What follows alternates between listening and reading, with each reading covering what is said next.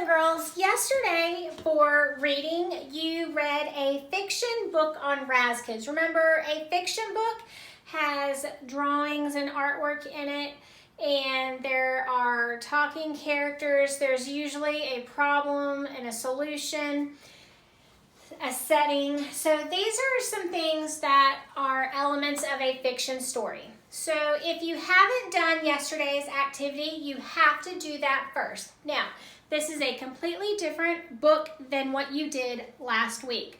So you need to make sure that yesterday you read a new fiction book. If you haven't read that new fiction book yet, go ahead and go to Raz Kids, read your fiction book, take your comprehension quiz, and then come back and do this assignment. So using the fiction book that you read yesterday, you are going to fill out the graphic organizer where you are going to list the setting, the main characters, and the problem. So we're going to talk a little bit about each of those sections. Remember, the setting is where and when the story takes place. Setting, where and when the story takes place. So I want you to take a minute and I want you to think about the book you read yesterday. What was the setting of your story? There can be multiple, that means more than one setting in your story. Be specific. So when you're filling out your graphic organizer, do not just say inside, outside. Do not just say inside the house, in the yard. I want you to be as specific as possible. We're trying to go that step up and start strengthening our settings. So, for example, after breakfast in the kitchen, that gives me my where and when. A warm summer day in the pool, that gives me my where and when. You're not always going to be able to answer where and when for every setting, but just be as specific as you can. No more inside, outside, and that's it. So that's your setting. So I want you to think about the setting in your story, and then you can fill out that part of the graphic organizer based on the book that you read yesterday. Main characters. So main characters are any character that has a major purpose or role in the story. If you think back to when we read Tom and the Leprechaun, our main characters in that story were Tom and the Leprechaun. The grandkids at the end of the story were not main characters. There were not dialogue between them.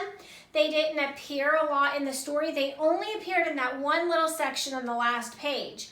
They didn't have any problems that they had to face, so I didn't list them as a main character. So your main characters are going to be ones with a major purpose or role in the story. So I want you to think back to the fiction book that you read yesterday, and then I want you to list the main characters from your story. And finally, the problem. The problem is the main conflict that the characters face. And your problem can usually be solved, but that solution, and you're not going to write solution. We are just going to think back to the problem in your story. So for example, in Jack and the Beanstalk, the problem is that the giant sees Jack and he has to get away without being caught by the giant. And we know the solution is he cuts down the beanstalk. So the problem he faces is that he has to get away. So I want you to think back to the story that you read yesterday. What problem do the characters face in your story? So you're going to click the Add a Response button, and you're going to use the T tool, the typing tool. Please do not use the drawing tools to write sentences with because it's super hard to read. So you're going to use the typing tool, and you're going to fill out, based on the fiction book that you read yesterday, what was the setting, the main characters, and the problem from your book. All right, boys and girls, I can't wait to see your responses because you read some awesome books.